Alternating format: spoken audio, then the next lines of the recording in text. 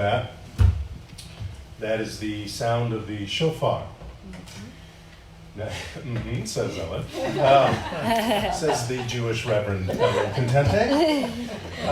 The shofar is a horn that is made from a wild goat or a ram's horn, and it usually announces the new moon.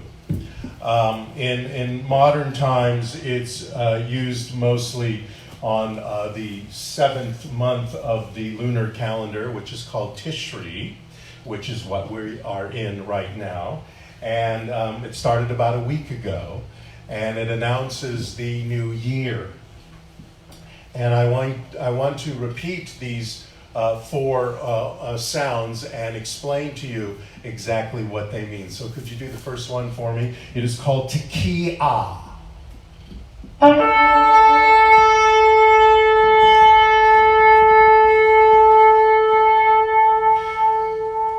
Now this calls all to attention to search their heart and forsake their wrong thinking and forgive themselves and others.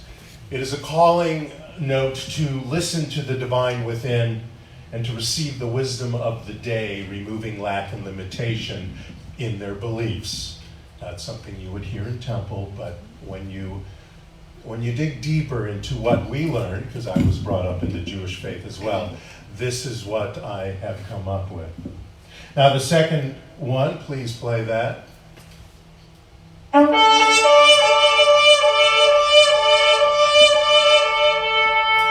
That is called teruah. It typifies the sorrow that comes to one when they realize that their destructive thinking patterns are showing up more and more in their lives. And it is a call for them to begin to release their beliefs and break that hold on, that chain that is surrounding them of this fear and hate and lack and limitation in their lives. The third one is called shevarim.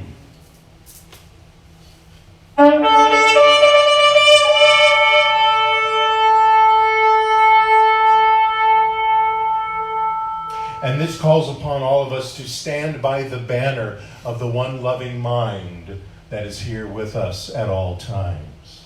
And the final one is called Tekiah Gedolah.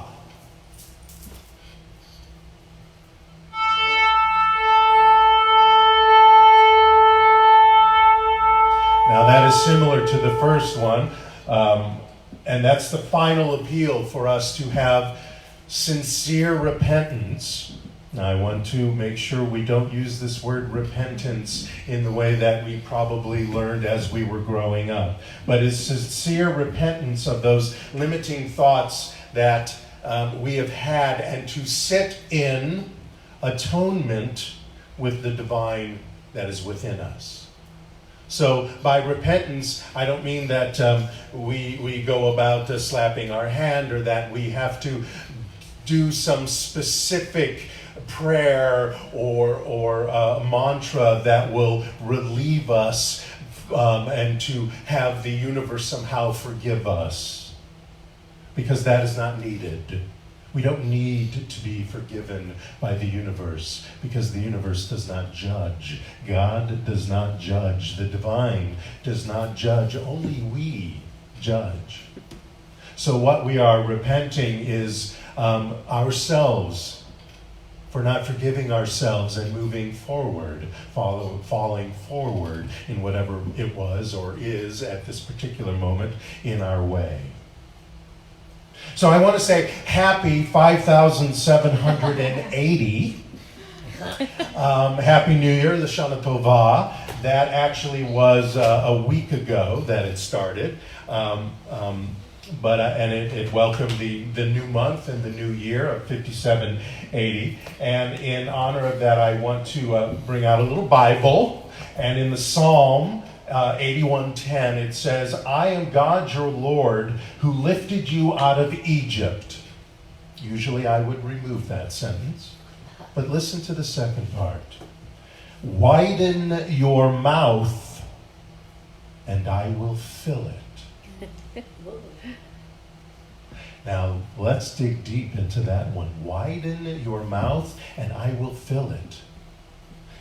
When you reveal the divinity in you and allow that to show up in your heart and your mind, in your gut, in your whole body, you are opening your mouth, you are opening your heart, you're opening your mind, you're opening your whole existence to the divinity that's already there, but that many times we misuse because we use it to, most times unknowingly, bring destructive things into our lives, whatever that looks like. Now, during the 10 days between Rosh Hashanah, which is the New Year, and Yom Kippur, which is Tuesday, so between those 10 days, in the Jewish faith, it is a time for contemplation of our life from the last year. So for those who were brought up Catholic or who know a little bit about Catholicism, you go into the little box and you give confession to something that you did recently or in the last week or in the last few months if you're kind of a lapsing Catholic, and you give confession. For the Jews, it's once a year. We're too busy, there's stuff to do, their businesses to grow, but once a year we take 10 days and we sit down and we figure out what no longer serves us and we remove it from our belief system. Now, the way that most Jews do that is not exactly the way we do that in our philosophy, but when you dig deep, again, it ends up being the same way. Because you may sit and pray and ask, or plead for this, that, or the other from the universe or God or whatever you call it. But in the end, you only receive it because why? Because you believe it. So the universe is going, great, this is nice. Yeah, nice words, thank you, I appreciate that. What do you want? And most people finally get to that, even if they're in the asky, pleady type prayer. On Yom Kippur, that is the day, and there's fasting, and you spend much too many hours in temple or synagogue. There's some beautiful music actually on that day, and some beautiful prayers and recitations. But that's the day that the Jews seal the deal with the universe. That's the day where the Jewish people intentionally and specifically and spiritually refresh their connection to the Almighty, as we would say in the Jewish religion, to divine intelligence. So those two holidays, the one that was last week and the one that's coming on Tuesday, Yom Kippur, those are considered the high holy days for the Jewish people. They're the most holy days of the year. There are a lot of holidays, and I know in Christianity and in all religions and philosophies there are these holidays, but for the Jewish people, these are the two biggest holidays of the year. It's a time where they drench themselves in, they fill themselves with, and they fall forward into the beauty, wisdom, love, grace, power, joy of divine nature. And then, on the next holiday following, which is next Sunday, is the celebration of the fall harvest, which is called Sukkot or Sukkot, depending on where your family was from, whether it was Europe or the Middle East, and that's one of my favorite holidays. It was fun. It's one of those fun holidays. It celebrates like I said, the fall, autumn harvest, and they build this thing called the sukkah, and it's a little hut made of hay and stuff like that. But my favorite part was candied apples. It was always a big time for candied apples. And for some reason, my father used to take me to a conservative synagogue. It might have even been Orthodox, I'm not sure. I thought it was a conservative synagogue, where they would have that, and they would do all the fun ritual stuff, but they always had the candy apples. So I'll go to the Orthodox place for a candy apple. So there's also a fall harvest that is celebrated by the Hindis, and that's called Sharad Purnima, and it's around the same time. And for them, it's a day that brings together the two major aspects in the lives of their farmers, which is prosperity promised by good harvests and the spiritual blessings from the divine. So it's a very similar kind of holiday in the Hindi world, and October is really full of holy holidays, holy days. It is also the month in the Catholic religion of the Holy Rosary to the Blessed Virgin Mary. Now there is a specific day, but they usually use October every year to celebrate, especially the Holy Rosary to the Blessed Virgin Mary. And of course, I found out that the holiest of all holidays this month is not Halloween. It happens to be on Tuesday as well. It's same day as Yom Kippur, and that is National M&M Day. So, unfortunately, it's a fast day for the Jews, but come sundown, there you go with the M&Ms. So I want to go to Ralph Waldo Emerson, and he has a quote, and he said, "Let us draw a lesson from nature which always works by short ways."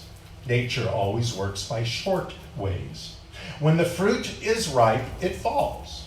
When the fruit is dispatched, then the leaf falls. The circuit of the waters is mere falling, like a waterfall. The walking of man and woman and all animals is a falling forward. So walking, like Ellen was talking about, is an act of falling forward. It's a controlled failing of sorts. There is a potential failure of happening if you trip or you're on very high shoes or something like that. As you go forward, you may lose your equilibrium. There is that possibility. But we all control it because we have a knowledge and we have years of experience and we have a usual confidence in doing that. Do you ever watch a baby? Well, you guys have. I know. Watch a baby learn how to walk. It's fascinating. It's fascinating and joyful. So I want to show you something. Many people walk this way. I'm exaggerating a little bit, but they walk this way. And they kind of have, you might say they have a sway back, but you can notice that it's counterintuitive because they're not really going, they are going forward, but they're not falling forward. They're always kind of laying back a little bit. Now, some people think that's kind of cool, and in some places it's very appropriate, like if you're doing a Bob Fosse show. So then you want to do that. Because then that's correct. But when you walk like that, and when your whole life is in that sort of consciousness, you find yourself working harder. You lack momentum. You generally get in your own way. It's not only a posture and muscle issue, it becomes a self-confidence issue. And when you see people walking that way, they think they're cool sometimes. Kind of cool, jazzy thing, but they're not. They're showing off something they don't have, usually. Falling forward may seem to be a way to fail, like Ellen was talking about, but because you're falling. Now, John C. Maxwell, who writes a lot of books about leadership, especially for the business world, he wrote a book called Falling Forward.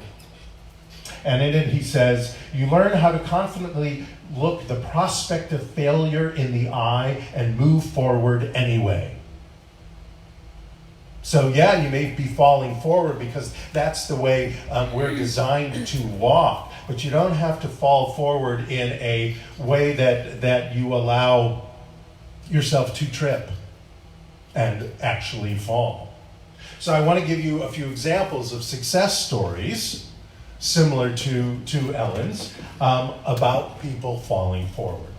The first one I want to talk about is while developing his vacuum, Sir James Dyson, didn't know that he was knighted, went through, get this, 5,126 failed prototypes, Wow. and his life savings over 15 years Wow. till he came up with the Dyson vacuum. The 5,127th prototype worked, and the Dyson brand was begun and became, and still is, I believe, one of the best-selling bagless vacuums in the US. And now if you go into certain bathrooms, he's got the hand dryer, and you can buy the air cleanser and all these inventions of his. And now he is worth, with these 15 years of falling forward, which includes some failures, over $4.5 billion. Good for him and his dumb vacuum. Stephen King. Stephen King grew frustrated over his attempt to write his first novel. He was so pissed off, he was so frustrated, he threw the thing away. Literally threw the whole, this is typing years, because this is probably in the early 70s. He ripped it up and, ripped it out of the thing, took the rest of the pages and threw them in the trash can. Now his wife, Tabitha, they are still married. She is a novelist in her own right. She found the manuscript in the trash and she took it out and she looked it over and she was like, "You're crazy. Keep working on this." The book was Carrie, which became, as you know, a hit both literally and in the movies, and the musical didn't do well though, and they tried twice. But the book and the movie, at least the first one, was huge, and launched his career. His novels have since sold over 350 million copies. And this is one of the most interesting things about Stephen King's life. And I'm a huge Stephen King fan. I read Carrie, but I read it years later. I didn't read it when it first came out. I've read one of his books twice, and the second time I read it was the longer version. And they're already usually 1,000 pages. Anyway, he is the only novelist of his genre, the horror thriller genre, to have won the National Book Foundation's Medal for Distinguished Contribution to American Letters. That is a huge thing. Most people who sell more books than the classics that we read or were told to read in junior and senior high, they get these awards even though they don't sell like his books sell. So that's a big deal. Anthony Robbins says, what we can or cannot do, what we consider possible or impossible, is rarely a function of our true capability. It is more likely a function of our beliefs about who we are. And that's what these high holy days are talking about. Reconnecting with who we are and realizing, wait a minute, this doesn't work in my life. So now I am dedicating this moment, this day, this week, however long it takes, to changing that thought pattern, to changing that belief. Now, Tony Robbins, in his book, Awaken the Giant Within, loves to tell these two stories, and I'm going to tell them very quickly. And these are success stories, again. One is about a 64-year-old man. Now, remember this, folks who are middle-aged and above, that who are thinking, do I really want to go into a new career? This was a 64-year-old man. He wore a funny suit, a string tie, and a goofy goatee, and he drove around the country for 2 years trying to sell his recipe. Are you ahead of me? Yeah. He promised increased sales, and all he wanted for the sale of this recipe was a piece of the action of those increased sales. So when they started, when they started using his recipe, all he wanted was the difference between what they usually sell and what they were selling now that people are eating his new recipe. In the 2 years he went around with his food and his little recipe and stuff, he heard 1,009 no's. Sounds like my acting career. 5 years, no, 2 years, 1,000, and then the 1,010th person started saying yes. And after 2 years, he started selling his recipe. After 5 years of selling his recipe, there were 400 franchises using the Kentucky Fried Chicken recipe. 4 years after that, he sold his company in what would be today's dollars, $15 million. And that, of course, is Colonel Harlan Sanders. Now see if you can guess this guy. At age 21, he failed in business. At age 22, he ran for the state legislature, got defeated. At age 24, he started another business, failed. At 26, he experienced the death of his sweetheart. At 27, he had a nervous breakdown. Then at 34, he ran again for U.S. Congress, and he lost. At 36, he tried it again for Congress, and he lost. When he was 45, he waited 9 years. He tried again, but this time for Senate, and he lost. When he was 47 years old, he was up to become the vice presidential candidate, and the guy running for president decided, I don't want this guy. And he didn't lose, he just didn't even get the nomination. At 49, 2 years later, again, he tried to run for Senate, and again, he lost. Now he's 52 years old, and he's elected president of the United States. And this man changed the course of our country, putting into law that which the Constitution had already guaranteed, but was not in law. It was just kind of this thing out there that was ignored. And that was, to put it succinctly, a respect for all in this country. And that man, if you're not ahead of me yet, was Abraham Lincoln. Oh, wow. Abraham Lincoln, to all sorts of ideas and instances, was a constant failure. And yet, his success was keeping going, was falling forward, was keeping moving. Brene Brown said, when you get to a place where you understand that love and belonging, your worthiness, is a birthright, and she's meaning a birthright, not from your education, not from the people who brought you up, not from the town you were from, or whether you are a blue blood, etc., not from mom and dad, your net worth, or how many Broadway shows or movies you've been in.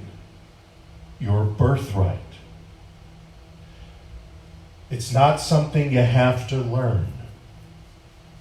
But with that birthright, anything is possible. So I'm asking you this month, this week at the very least, to heed the call of the shofar and use this month to fall forward into the holy you right now. Holy now. Thank you, Namaste.